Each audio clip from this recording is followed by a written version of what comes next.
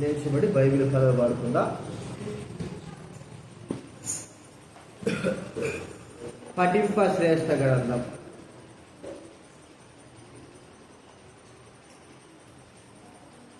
పఠింప శ్రేష్ఠ గ్రంథము బైబిల్, పఠింప శ్రేష్ఠ గ్రంథము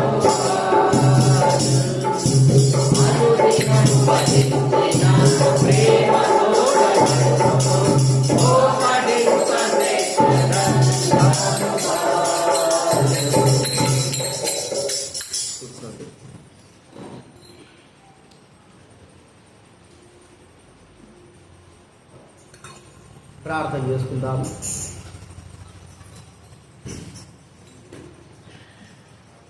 ప్రేమ నమ్మకమైన మా పరలోకమందున తండ్రి, యేసుక్రీస్తు నామమున మీకు కృతజ్ఞతాస్తుతులు చెల్లిస్తూ ఉంటున్నాం. తండ్రి, ఈరోజు మీ పాత్రలు చేరి నేను మిమ్మల్ని ఆరాధించాలని నిలబరచాలని వచ్చి ఉంటున్నాం. జూన్ మాసం చివరి ఆదివారం దినము మాకు అనుగ్రహించింది. గత రోజుల్లో ఆయా దేశాల్లో భూకంపంలో వందల మంది, వేల మంది లోకంకి ఇచ్చారు. పిల్లలు, పెద్దలు, వృద్ధులు, యవనస్తులు ఎంతోమంది ప్రభా వారి జీవితాలను ఆ దినాన చదువు రాయించారు. అయితే ఈ దినం వరకు లేరు. మేము ఉన్నామంటే మీకు కృపణ. నిరాశ రెడ్డి విలియమ్సన్, నిరాశ బక్షితో పాటు సుమారు 50-60 సంవత్సరాలు సేవ చేసిన నిరాశు దినాన ఈ లోకం విడిచి మీ సన్నిధికి వచ్చాడు ప్రభా. మరి అలాంటి పెద్ద పెద్ద వారు కూడా లేరు. దేనికి పనికిరాని మా జీవితాలను మీరు ఉంచి ఆరాధించాలని ఇష్టపడినందుకు స్తోత్రాలు తండ్రి. దైవవాక్యం ద్వారా మాట్లాడండి ప్రభా. మరి మేము మీ వాక్యమును ఆధారం చేసుకొని, మీ గొప్పతనాన్ని ఆధారం చేసుకొని, మీరు మా కొరక చేసిన గొప్ప కార్యాలను ఆధారం చేసుకుని ఆరాధించడానికి సహాయం చేయండి. యెహోవా మనకు ఒక గొప్ప కార్యం చేశాను అనే వాక్యం రాదు. మీరు మా కొరకు గొప్ప కార్యాలు చేశారు. అందును బట్టి స్తుతి ఘనత మహిమ ప్రభావాలు తెలుసు ప్రభా. మరి మిమ్మల్ని ఆరాధించి గణపరచుటకు సహాయం చేయవలసిందిగా రావాల్సిన తీసుకురండి. కనికరించండి. కృతజ్ఞతాస్తుతులు చెల్లిస్తూ యేసు నామమున ప్రార్థించి వేడుచున్నాము తండ్రి. దేవుని వాక్యంలో నుండి మత్తయి రాసిన సువార్త 2వ అధ్యాయం.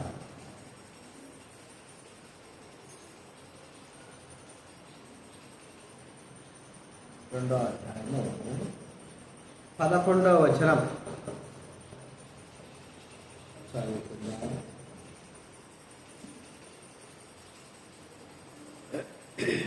మత్తయి రాసిన సువార్త 2వ అధ్యాయం 10-11 దైవ గ్రంథంలో ఉన్నది. దయచేసి తీయండి, చదవాలి. మీరు ప్రతి ఒక్కరు కూడా చదివితేనే, అందరు కలిసి చదివితేనే అర్థమవుతుంది. చదవకుండా గమ్ము ఉంటే నాకు వస్తుంది లేకుంటే కుదరదు. 2వ అధ్యాయము 10వ వచనం 11వ వచనం అందరూ చదువుకుందా.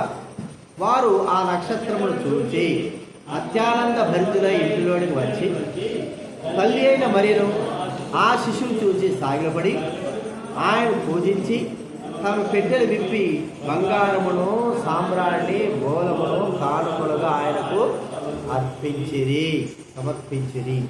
అలాగే 4వ అధ్యాయం మత్తయి సువార్త 4వ అధ్యాయం 9వ వచనం. ఆరాధన కొరకై గత వారాలు కూడా ఈ మాటలు చూసుకున్నాం. 4వ అధ్యాయం 9వ వచనం మనం అందరం కూడా 8-9 చదువుతున్నాం. 8-9 మరలా అపవాది మిగుల ఎత్తైన ఒక కొండ మీదకి ఆయన తోడుకుని పోయి చదవండి. ఈ లోకరాజ్యములన్నింటినీ వాటి మహిమను ఆయనకు చూపి సాగిలపడి నాకు నమస్కారము చేసినట్లా వీటన్నిటి నీకు ఇచ్చేది ఆయనతో చెప్పగా. చాలు చాలు చాలు చాలు చాలు. ఇక్కడ ప్రభువైన యేసుక్రీస్తు వారిని పుట్టినప్పుడే మరి మోకాలుని సాగిలపడి ఆరాధించినటువంటి వ్యక్తి ఒక్కడే, ఆయనే ప్రభువైన యేసుక్రీస్తు. అయితే సాతానుడు ఆ యొక్క అధికారము లేకపోతే ఆ గొప్పతనం కావాలని కోరుకొని మరి ప్రభువుతోనే అంటున్నాడు, నువ్వు నాకు సాగిలు పడితే నేను ఈ రాజ్యాలను కూడా ఇస్తాను. సాగిలపడవలసిన వాడు, పూజించవలసిన వాడు దేవుడు తప్ప ఏ మానవుడు కూడా లేడు. కాబట్టి మనం గుర్తించుకుందాం, ఆ దేవుని ఎందుకు వారు సాగిలపడి ఆరాధిస్తుంటున్నారు, ఎందుకు వారు గణపరుస్తున్నారు, ఎందుకు తమ పెట్టెలిప్పి బంగారు సాంబ్రాణి బోలాన్ని ఆ ప్రభువుకు అర్పించారు. చాలా శ్రేష్టమైన విషయం. మనం ఆలోచిస్తే ఆయన ఆరాధించి సాగిలపడడానికి ఒక గొప్ప రీజన్ ఏంటంటే దేవుడు భూమిపై సంచరించడం కదండి. దేవుడు భూమిపై సంచరించడం. భూమి ఆకాశమైన సింహాసనము చెప్పచ్చు. సౌండ్ కాదు, పెట్టుకో సౌండే కాదు, మర్చిపోయి. సరే, ఆకాశం మరి ఆయన సింహాసనం, భూమి ఆయన పాదపీఠం. కాబట్టి ఆకాశం అంతా కూడా ఆయన సింహాసనమే, భూమి ఆయన పాదపీఠం. పాదపీఠం కింద ఉన్న భూమి యొక్క పరిస్థితి ఏమిటి? భూమి ఏమైందంటే మనం చూస్తే పాపిష్టి రాజ్యము, పాపిష్టి జనము, పాపిష్టి రాజ్యం. చూడండి, ఒక మాట ఉంది, యెషయా గ్రంథం 1. యెషయా గ్రంథము 4వ వచనం దయచేసి చదవండి. పాపిష్టి జనమా, దోషభరితమైన జనులారా, ప్రజలారా, దుష్ట సంతానమా. ఏంటండి భూమి పైన ఉన్నది? పాపిష్టి జనము, దోషభరితమైనటువంటి ప్రజలారా, దుష్ట సంతానమా, చెరుపు చేయు. చూడండి, ఆమోసు గ్రంథం 9వ అధ్యాయం. ఆమోసు బైబిల్ మధ్యలో నుంచి 759. 9వ అధ్యాయం 8వ చూద్దామండి. ఆమోసు గ్రంథం. యెహోవా కన్ను ఏం రాజ్యం అంటే ఇది? పాపిష్టి రాజ్యం. పాపిష్టి రాజ్యంతో ఎవరుంటారు? పాపిష్టిలో ఉంటారు కదా, దుష్టభరితమైన జనాలే ఉంటారు. కాబట్టి భూమి అంతా కూడా దుష్టత్వంతో నిండుకున్నటువంటి భూమి, పాపంతో. మరి ఆయన పాదాల కింద ఉండాలి ఈ భూమి. నిజంగానే ఆయన పాదాల కింద ఒక పాదపీఠంగానే ఉంది. అలాంటి పాదపీఠంగా ఉన్నటువంటి ఆ పాదపీఠం ఆ భూమిపైకి ఆ ప్రభుని దేవుడు, దేవాది దేవుడు తన కాలు మరి తాను శరీరుడుగా భూమిపైన సంచరించడం అనేది చాలా గొప్ప. దైవ గ్రంథంలో 2 విషయాలు మనం చూస్తూ ఉంటాం. చూడండి, ఆదికాండం 3వ అధ్యాయం. ఆదికాండం 3వ అధ్యాయము 8వ వచనం చదవండి. ఆదికాండం 3వ అధ్యాయం. చల్లపూటను ఆదామును అతని భార్యను తోటలో సంచరించుతున్నా దేవుడైన యెహోవా స్వరము విని తోటలో సంచరించుతున్నా. అతను ఏంటంటే తోటలో ఆయన ఏం చేస్తున్నాడు? సంచరిస్తున్నాడు. ప్రభు అన్నాడు, మీ యొక్క పాలయాన్ని, మీ ప్రాంతాన్ని జాగ్రత్తగా పెట్టుకోండి. ఎందుకంటే నేను మీ పాలెంలో తిరుగుతా ఉన్నాను, పరిశుద్ధంగా నేను సంచరిస్తా ఉంటున్నాను. చూడండి, ద్వితీయోపదేశకాండం 23వ అధ్యాయం. ద్వితీయోపదేశకాండం 23వ అధ్యాయం 14వ వచనంలోనేనా? ద్వితీయోపదేశం. నిన్ను విడిపించుటకును అప్పగించుటకును. చాలు ఎక్కడంటే ఏ పాలెంలో సంచరించి దేవుడు భూమి పైన సంచరించడం అని మనం చూస్తాము. అంత మాత్రమేనా? ప్రభువైన యేసుక్రీస్తు వారు ఈ భూలోకంలో జీవించిన తర్వాత ఆయన ఈ భూలోకంలో ఆయా గ్రామాలు తిరుగుతూ ఉన్నాడు, ఆయా ప్రాంతాలు తిరుగుతున్నాడు. ఆయన చనిపోయే సమాజం తిరిగి లేచిన తర్వాత కూడా ఈ పాపిష్టి రాజ్యంలో నడిచిన వాడుగా మనం చూస్తూ ఉంటున్నాం. చూడండి, లూకా రాసిన సువార్త 24వ అధ్యాయం. లూకా లేరా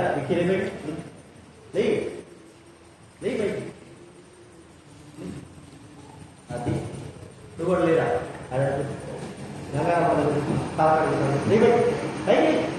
ఆడదు.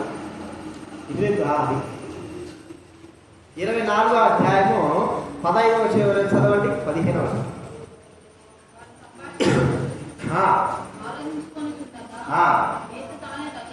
యేసు తానే దగ్గరికి వచ్చి వారితో కూడా నడచెను. ప్రభువైన దేవుడు ఈ పాపిష్టి రాజ్యం లోకించాడు, పాపిష్టి ప్రజల మధ్య ఉన్నాడు. పాపిష్టి ప్రజల మధ్య ఆయన సంచరించిన వాడుగా చూసుకుంటాడు. ఆయన పాదపీఠంగా చేసుకున్న భూమిపైకి తానే ఒక మనుషునిగా జన్మించాల్సి వచ్చింది. మరి ఆ ప్రభువును స్థుతించడానికి గల కారణాలు మనం కొన్ని విషయాలు చూద్దాం.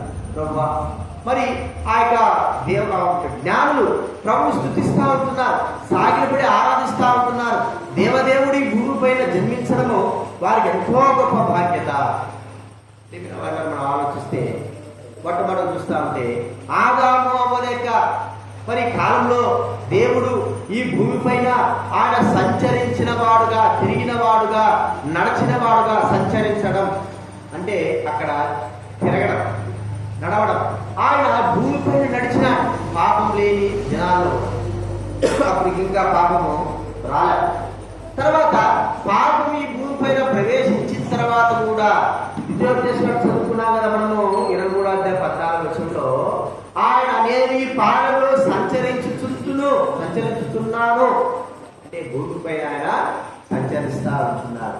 ఇంత సంచరించేటువంటి ఈ ప్రభువు మనుషుల మధ్య జీవించడము, మనుషుల మధ్య జీవించటే దేవాది దేవుడు, ఆకాశ మహాకాశాలు పట్టజాల ఆ దేవుడు, భూమినే తన పాదపీఠంగా చేసుకున్న దేవుడు, ఆకాశాన్ని ఆయన తన సింహాసనంగా చేసుకున్న దేవుడు ఒక సాధారణ మానవుని వలె ఈ లోకంలోకి వచ్చి మన మధ్య సంచరించాడంటే ఎంత గొప్ప విషయం.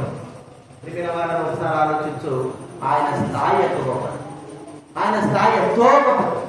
పాపిష్టి రాజ్యంలో పాపిష్టి ప్రజల మధ్య ఆయన సంచరించాల్సిన అవసరం లేదు, జీవించాల్సిన అవసరం లేదు, నడవాల్సిన అవసరం లేదు, ఉండాల్సిన అవసరం లేదు. ప్రియమైన వాళ్ళగా ఇక్కడ సంచరిస్తే ఏం జరుగుతుంది, ఇక్కడ నడిస్తే ఏం జరుగుతుంది మనకు బాగా తెలుసు. ఇక్కడ సంచరించినటువంటి వ్యక్తులు పాపిష్టి ప్రజలైన వారుగా ఉంటారు. పాపిష్టి ప్రజల మధ్య జీవిస్తా. బైబిల్ గ్రంథంలో అంటాడు, అయ్యా నేను మరి పాపం చేసిన వారి మధ్య నేను ఉన్నాను, నేను కూడా పాపం చేసిన వాడిగా ఉంటున్నాను. చూడండి యెషయా గ్రంథం 6వ అధ్యాయం, యెషయా గ్రంథం 6వ అధ్యాయము 5వ వచనం. యెషయా గ్రంథం 6వ అధ్యాయంలో యెషయా గ్రంథం 6వ అధ్యాయం 5వ వచనం. నేను అపవిత్రమైన పదవులు గలవాడను, అపవిత్రమైన పదవులు గల జనుల మధ్య నివసించువాడను. నేను నశించిదిని, రాజును సైన్యములకు అధిపతి యెహోవాను నేను కన్నులారా చూచిదనుకుంటుని. అపవిత్రమైన పెదవులు గలవాడను, అపవిత్రమైన పెదవులు గల ప్రజల మధ్య నివసించేటువంటి వాడు. ఇలాంటి ప్రజల మధ్య ఆయన నివసించడానికి ఒప్పుకోవడం అంటే, ఆయన రావడం అంటే ఎంత ప్రేమ కలిగిన వాడై ఉన్నాడు. నీ కొరకై నా కొరకై ఆయన తగ్గించి వచ్చాడు. చూడండి, లోకంలో చూస్తూ ఉంటే ఒక రాజకీయ నాయకుడు కానీ గొప్పవారు కానీ మరి ఆయా ప్రాంతాలకి సడన్గా వెళ్తారు. వెళ్ళేసి అక్కడ ఉన్న ప్రాంత ప్రజల మధ్య కూర్చుంటారు, వాళ్ళతో పాటు తింటా ఉంటారు, వాళ్ళ దగ్గర ఉంటా ఉంటారు, సంచరిస్తూ ఉంటారు. ఇవన్నీ కూడా దేని కొరకే వాళ్ళు చేస్తారు, దేని నిమిత్తమే చేస్తారు? వాళ్ళు నిజంగా తగ్గింపు ఉందనే, లేదా వారు నిజంగా తగ్గింపు వెళ్ళిన వారనా? కానే కాదు. వారు దేని కొరకైతే ఓట్ల కోసము, స్వార్థం కోసము, ప్రజలను తమ వైపు లాక్కోవడం కోసము ఎన్నో ఉంటాయి. కానీ నిజముగా వారు అక్కడికి రావడానికి, వారి మధ్య నివసించడానికి ఏ గొప్పవాడైనా సరే ఒప్పుకోలే. ప్రజల మధ్య నివసించాలంటే అది తేలికైన విషయం. ప్రియమైన వారు, ప్రభువైన యేసుక్రీస్తు వారు ఈ భూలోకంలో మరి మన మధ్య నడిచినాడు, మన మధ్య సంచరించినాడు, మన మధ్య జీవించినాడు. ఎంత ప్రేమ కలిగిన వాడు. ఒకసారి మనం గుర్తించుకోవాలి, ప్రభువా నీ ప్రేమ ఎంతో గొప్పది. మా మధ్య నడిచినావు. ఈ పాపిష్టి రాజ్యంలో పాపిష్టి ప్రజల మధ్య, దుర్మార్గ ప్రజల మధ్య మా మధ్య నువ్వు రావడానికి ఇష్టపడ్డావు. ఏ గొప్ప నాయకుడు కానీ, ఏ గొప్ప వ్యక్తి కానీ ఈ ప్రజల మధ్య ఉండడానికి, నడవడానికి ఎంత మాత్రం ఇష్టపడరు.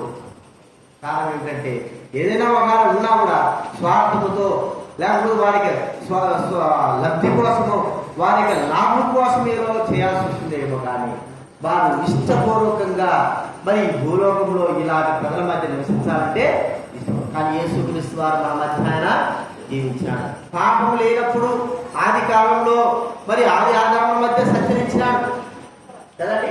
పాపం లేనప్పుడు సంచరించాడు. పాపం తర్వాత కూడా ఆయన సంచరించాడు. అంతకుముందు ఏం చేస్తారు? ప్రతిరోజు ఏం చేస్తున్నాడు? ఆయన ఆదామమ్మలతో మాట్లాడుకొచ్చేవాడు. ఆదామమ్మలు ఎప్పుడైతే పాపం చేశారో, పాపం ప్రవేశించిన తర్వాత కూడా ఆయన మరి భూమి మీదకి రావాల్సి వచ్చింది. అంత మాత్రమే కాదు, ఆయన ప్రజల మధ్య అన్నాడు కదా, ద్వితీయోపదేశం చదువుతున్నాం కదా, నేను ఈ పాలెంలో ఈ పాలెంలో ఉన్నవారు ఎలాంటి వారు చెప్పండి? పాపం చేస్తున్నవారు, మోసం చేస్తున్నవారు, దేవుడు బాధపడుతుంటున్నవారు, దేవుని అయిష్టంగా ఉంటున్నవారు, అంత దుర్మార్గుల మధ్య కూడా ఆయన సంచరించడానికి తన పాదములు మోపి ఈ భూలోకంలో సంచరించడానికి ఇష్టపడ్డాడు. కాబట్టి ప్రభువు మనం స్తుతించాలి. ఇక ఏ వ్యక్తి కూడా ఇలాంటి స్థితి మరి ఈ స్థితిలో రాబోలేడు కూడా. ఎంత గొప్పవాడైనా, ఎంత తక్కువ వాడైనా సరే, ఆ స్థానంలో ఉన్న వ్యక్తి తనను తాను తగ్గించుకొని భూమిపైన సంచరించలేదు. ప్రియమైన వారిని మనం గుర్తించాల్సిన మొదటి విషయం. రెండోది మనం చూస్తామంటే, ఆయనను ఆరాధించి గనపరచడానికి గల కారణం ఆయన పాదపీఠము మరి భూమి ఉన్నది. చూడండి, మనం మత్తయి సువార్త 5వ అధ్యాయం చదువుకుంటే, మత్తయి సువార్త 5వ అధ్యాయము 34వ వచనం చదవండి. మత్తయి సువార్త ఒట్టు పెట్టగనవద్దు, సింహాసనము అది ఆయన పాదపీఠము మీద ఉండవలసి, పాదాల కింద ఉండవలసినటువంటి భూమి. కానీ ఆ పాదాల కింద ఉండవలసిన భూమిపైకి ఆ ప్రభుని యేసుక్రీస్తు వారు కదండి ఈరోజు తానే నడిచి వచ్చినాడు. చూడండి, ఈ పాదాల కింద ఉంటున్న భూమిపైకి ఒక వ్యక్తి ఈ భూలోకంలో రావడం, ఒక గొప్ప వ్యక్తి చెప్తా వచ్చాడు. మరి నశించిపోతున్నటువంటి వారి కొరకై మరి మనం దారిలో వెళ్తున్నాం, చీమలు కుప్పలుగా ఉంటున్నాయి, మనము వెళ్ళినప్పుడు అవి కలుస్తాయి. అయితే అవి కరవకోకుండా, చావకోకుండా, మన ఉగ్రతకు మరి ఆ పాత్ర కాకోకుండా, ఆ చీమలకు మనం ఎంతగా గట్టిగా అరిచినా కూడా వాటికి మన భాష వినబడదు, ఏంటి. అయితే ఆ చీమలు బతకాలి. ఆ చీమలు మరి కుడతాయి, మనుషులు చంపడానికి మరి ఉంటాయి. అయితే వాటి యొక్క దేవుడి యొక్క ఉగ్రత, మనిషి యొక్క ఉగ్రత వాటి మీద పడకోకుండా అవి తప్పింపబడడానికి కొరకై ఏ కార్యం చేస్తే ఆ చీమలు దొరుకుతాయి. అప్పుడు మనిషే చీమగా మారాలి. ఎందుకంటే చీమల భాష అనేది కుక్కల భాష, నక్కల భాష, లేకపోతే ఇక పక్షుల భాష వేరు. మరి చీమల భాష కూడా వేరు. వాటిని రక్షించాలి అంటే ఖచ్చితంగా మనిషి చీమగా మారాలి, వెళ్ళాలి, వాటికి చెప్పాలి.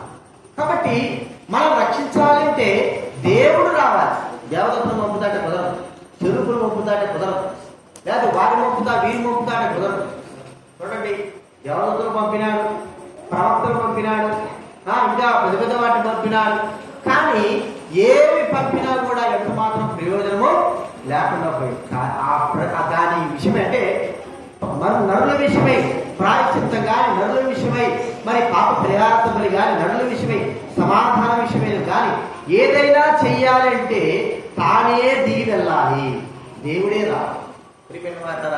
ఎందుకంటే దేవుని వల్ల మాత్రమే ఆ కార్యము జరుగుతుంది. మనుషుల విషయమై మనుషులు రక్షించాలంటే దేవుని వల్లనే, మనుషులు కాపాడుకోవాలంటే దేవుడి వల్లనే, ఇంకెవరి వల్ల ఏ వ్యక్తి వల్ల కూడా కాదు.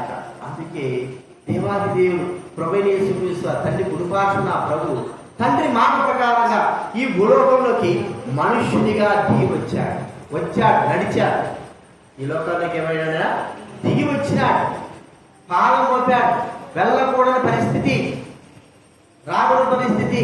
తను మాట ఇస్తే దేవదూతలు వచ్చి ఆ కార్యం చేయవచ్చు, కానీ దేవదూతల ద్వారా జరిగే కార్యం కాదు, తన స్వయానా జరగవలసిన కార్యం ఇది. కాబట్టి తానే బయలు వెళ్ళి ప్రభువైన యేసుక్రీస్తు వారు ఈ లోకంలోకి తండ్రి అయిన ఆజ్ఞ ప్రకారం ఈ లోకంలోకి ఆయన వచ్చాడు, ఈ భూలోకంలో ఆయన సంచరించాడు. కాబట్టి మనం గుర్తించాల్సిన విషయం ఏంటంటే, ఆయన పాదపీఠం కింద ఉంటున్న మనము నలిగిపోకుండా, ఉగ్రతకు పాలు కాకోకుండా, ఆయన పాలపీఠంగా భూమి మీద ఉంటున్న మనమందరం కూడా కాపాడబడడానికి కొరకై మనుష్యుని వలె సశరీరుడుగా ఈ లోకంలోకి రావాల్సి వచ్చింది. అందుకే బైబిల్ గ్రంథంలో యోహాను సువార్త 1వ అధ్యాయం, సువార్త 1వ అధ్యాయం 14 వచ్చిందా? వాక్యము శరీరధారి అయి కృపాసత్య సంపూర్ణుడుగా. అలాగే 2వ తిమోతి 3వ అధ్యాయం 16. 1 తిమోతి 3వ అధ్యాయం 16. 1 తిమోతి 3:16.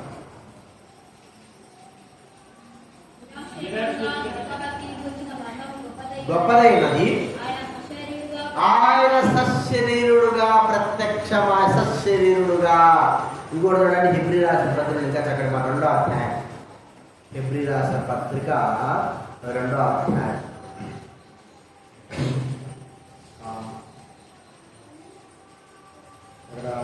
15వ వచనం చివరిలో చదవండి ఎవరైనా.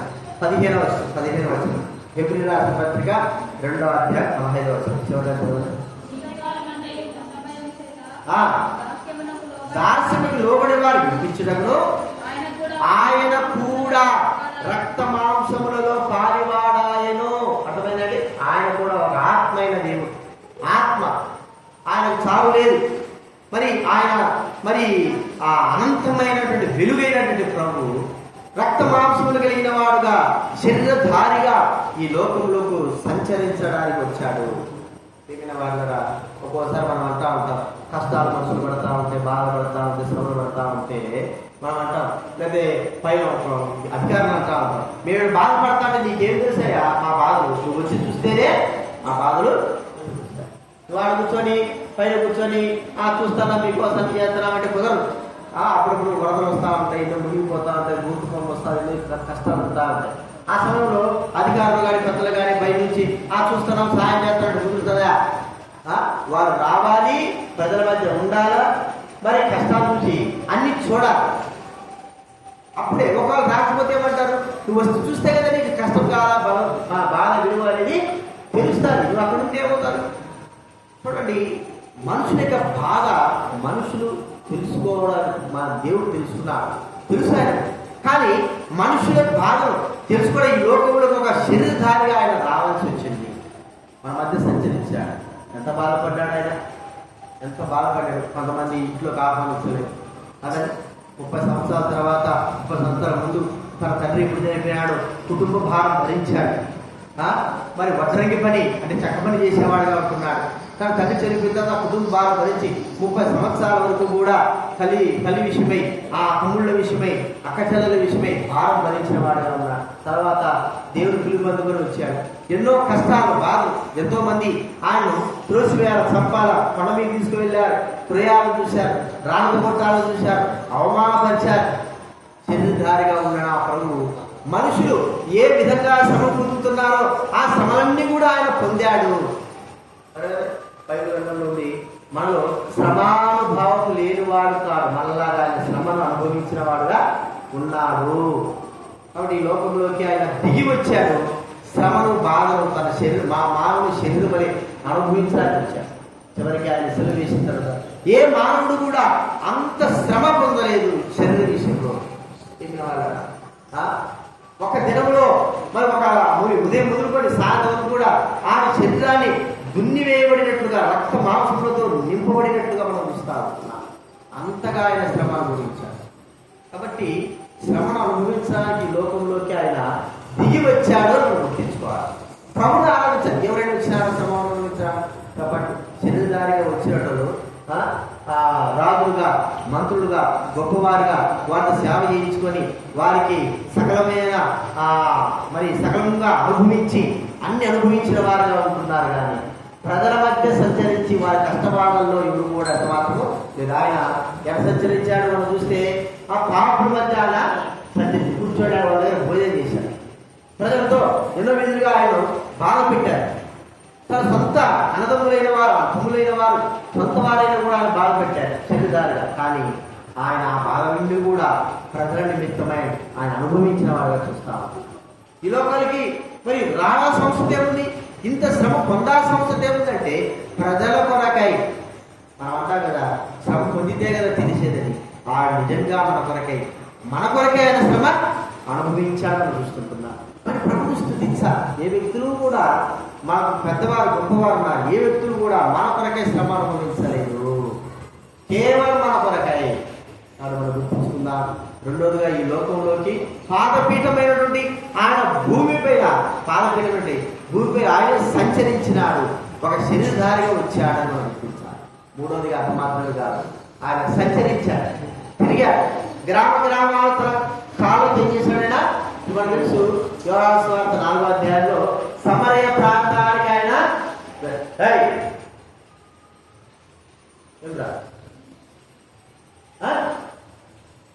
జుట్టు పట్టుకు పైకి ఎత్తుతాడు. గ్రామాలు ఆయన ఏం చేశాడు, సంచరిస్తూ వచ్చాడు కదండి సమరయ ప్రాంతానికి. చూడండి, యోహాను సువార్త 4వ అధ్యాయం. యోహాను సువార్త 4వ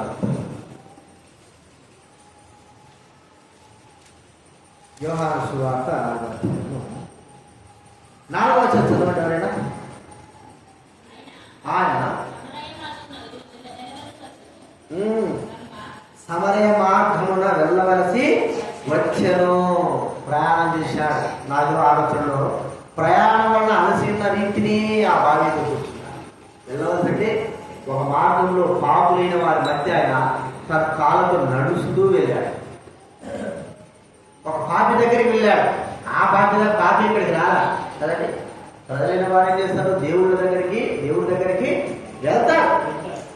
దేవుడి దగ్గరికి రాడు, అంటే మనమే పోవాలి. కానీ ఇక్కడ వ్యతిరేకంగా ఏముంది, దేవుడే అన్నాడు. కాబట్టి ఆయన మనం గుర్తించుకోవాలి. అంత మాత్రమేనా, మార్పు రావాల్సిన వారు చూడండి, ఆయన గ్రామాలు చూస్తూ ఉన్నారు. 6వ అధ్యాయం 6వ చదవైనా మార్పు రావాల్సిన వారు 6వ అధ్యాయం. తిరుగుచూ బోధించుచుంటారు సార్. 1వ అధ్యాయం 38 చదవండి. 1:38.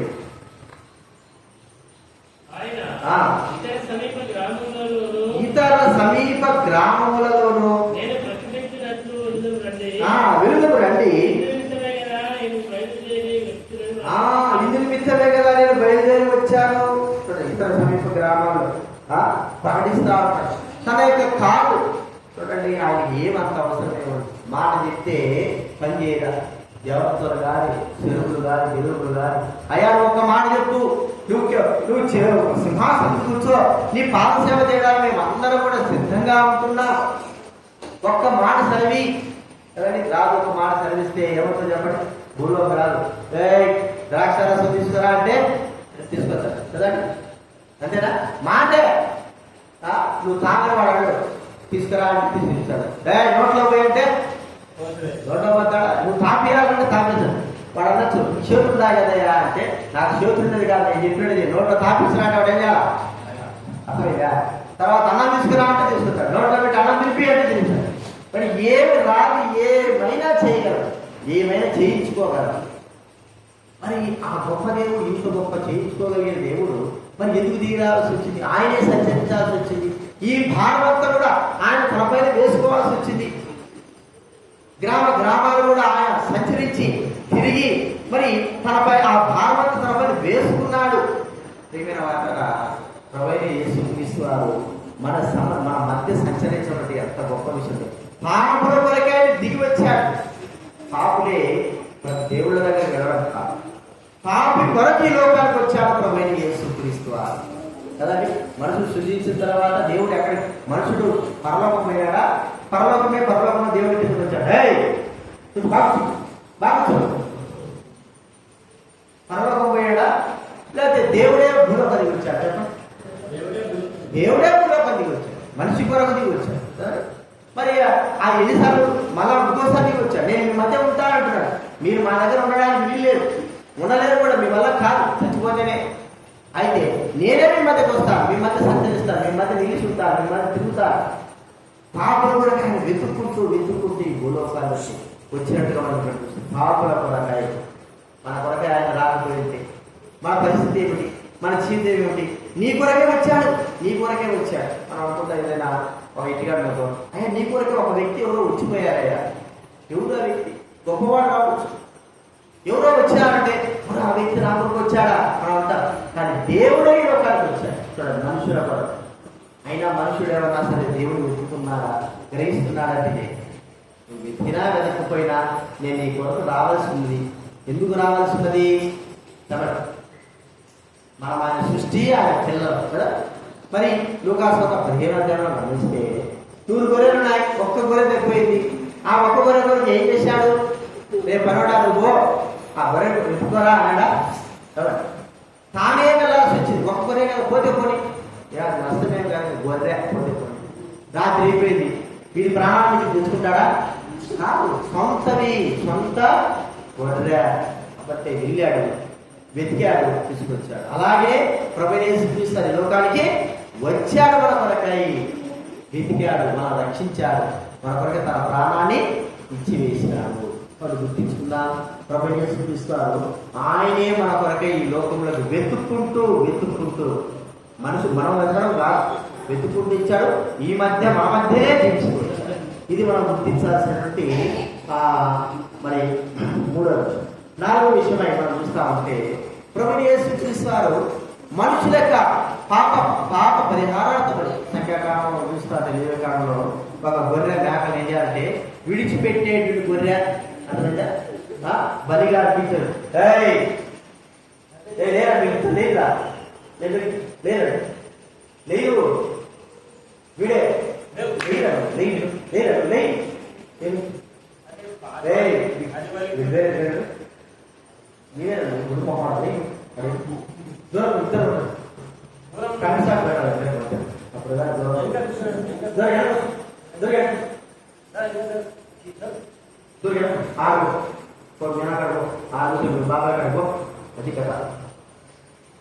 కాబట్టి మనం చూస్తా ఉంటే ఇక్కడ మనం 4గా ఆయన ఈ లోకానికి వచ్చి మరి మనందరి పాప భారాన్ని మోసాడు. మనకు బాగా తెలుసు, యోహాను సువార్త, మత్తయి సువార్త, లూకా సువార్త, మార్కు సువార్త, యోహాను సువార్త ఉదయం 6 గంటల మొదలుకొని ప్రభువైన యేసుక్రీస్తు వారి పైన శిలువ భారాన్ని ఆయన పెట్టి ఆ గొల్గొతా కొండ వరకు కూడా ఆయన నడిపించుకుంటూ తీసుకుని వెళ్ళారు. గొల్గొతా కొండ 2 కిలోమీటర్లు ఉంటారు యెరూషలేముకి, మరి గొల్గొతా కొండ 2 కిలోమీటర్లు తీసుకువెళ్ళారు. అక్కడి నుంచి పైకి ఇంకో కురేయుని సీమోను తీసుకువెళ్ళారు. ఆయన నడుచుకుంటూ పాదరక్షణ లేకోకుండా మన పాప భారాన్ని మోస్తూ వెళ్ళాడు. సైతాన్ని మోసారా, గొప్పలు మోసారా? ఎవరంటే మనకి ఇంత గొప్పగా మన పాప పరిహారం చేసేవారు? మన పాపాన్ని మోసుకుంటూ, మన సిలువను మోసుకుంటూ, మన అపరాధాలు మోసుకుంటూ ఆయన చెప్పులు లేకోకుండా ఆ కొండపైకి వెళ్ళిన వ్యక్తి కేవలం ప్రభువైన యేసుక్రీస్తు వారు. అందుకే ప్రభువును ఆరాధించాను. ప్రభు నా కొరకై నన్ను భరించావు, నా శిలువను భరించావు, మోసుకుంటూ వెళ్ళావు. నా శిలువను భరించాల్సిన అవసరం లేదు, నన్ను భరించాల్సిన అవసరం లేదు, నా పాప భారాన్ని భరించాల్సిన అవసరం కూడా లేదు ప్రభువా. కానీ నువ్వు మోసావు. ఆయన మోసుకుంటూ వెళ్ళాడు. మన పాప భారాన్ని శిలువ పైన ఆయన మోసాడు. కాబట్టి 4వదిగా ఆయన మోసాడు. అందుకే ప్రభు స్తుతించాలి, అందుకే ఆయన ఆరాధించాలి, అందుకే ఆయన ఎందుకు సాగిలపడాలి. కాబట్టి గుర్తుంచుకోవాల్సిన విషయం అంత మాత్రమే కాదు. చివరిగా మనం చూస్తా ఉంటే పునరుద్ధారణ అయినాడు. భూమిపైకి ఆయనకి ఇంకేమవసరం? పునరుద్ధారణ లేచి ఆయన పరలోకం వెళ్ళిపోయాడు. ఏమవసరం? ప్రజల మధ్య నడవాలంటే. అయితే లూకాసు 24వ చదువుతున్నాం కదా, ఆయన ఎమ్మాయి మార్గంలో వారితో కూడా నడిచెను. పునరుద్ధారణ అయినా కూడా, లేచి వెళ్ళిపోయినా కూడా ఆయన మన మధ్య నివసించడానికి, నడవడానికి, మనతో నడవడానికి ఇష్టపడిన వాడుగా ఉంటున్నాడు. ఇంత దౌర్భాగ్య స్థితి చేసి ప్రజలు మరి ఆయన సిలువ వేసి మరి ఆయన జనులైన వారందరూ కూడా ఆయన కొట్టి ఇంతగా బాధపరిస్తే ప్రజలైన వారందరూ కూడా సిలువే చెబితే చివరికి ఆయన పునరుద్ధరణ లేచిన తర్వాత కూడా ప్రజల మధ్య నడవడానికి ఇష్టపడుతున్నాడు. అంటే ప్రజలంటే ఆయనకి ఎంత ప్రేమ. కాబట్టి మన మధ్య ఉండడానికి, నడవడానికి ఆయన ఇష్టపడ్డాడు. కాబట్టే ఆయన మనం ఏం చేయాలి? ఆరాధించాలి. భూలోకంలో ఆరాధించేవారు, ఆరాధనకి యోగ్యంగా ఎంచుకునేవారు చాలా మంది ఉన్నారు. కానీ యేసు ప్రభుతో సాటి ఏ మానవుడు కూడా రాదు. కాబట్టి మనం ఆయన ఆరాధించడానికి గల కారణాలు, ఈ లోపల దిగిరావడం, తన సొంత మరి శరీరం మానవుడి శరీరం దిగి వచ్చి సంచరించి మన పాపాలు భరించి మన మధ్య సంచరించి జీవించాడు. కాబట్టి ఆ ప్రభువును మనం స్తుతిస్తున్నాం, గుర్తించుకున్నాం. యేసు ప్రభు రాకపోతే నీకు నాకు సకల ప్రజలకి విడుదల విమోచన లేదు. యేసు ప్రభు రాకపోతే, సంచరించకపోతే మనకు రక్షణే లేదు. యేసు ప్రభు ఈ లోకంలో మన పాపాలు భరించి నడవకపోతే మనకు పాప పరిహారమే లేదు. యేసు ప్రభు రావడం ద్వారానే ఇవన్నీ కూడా జరిగినాన్ని గుర్తించుకొని ప్రభువును మనం స్తుతించి ఆరాధన. ఈ విషయాలు జ్ఞానం పెట్టుకుందాం. మనం ఆరాధన ప్రవేశిద్దాం. లేచినప్పుడు ఒక పాట, లేచినప్పుడు ఒక పాట.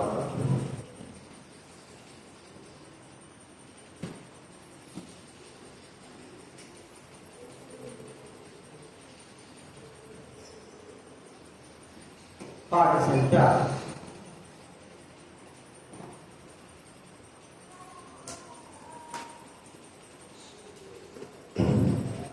223. జయమని పాడు, జయమని పాడు. 221 223 కొత్త పాట ఇస్తాను.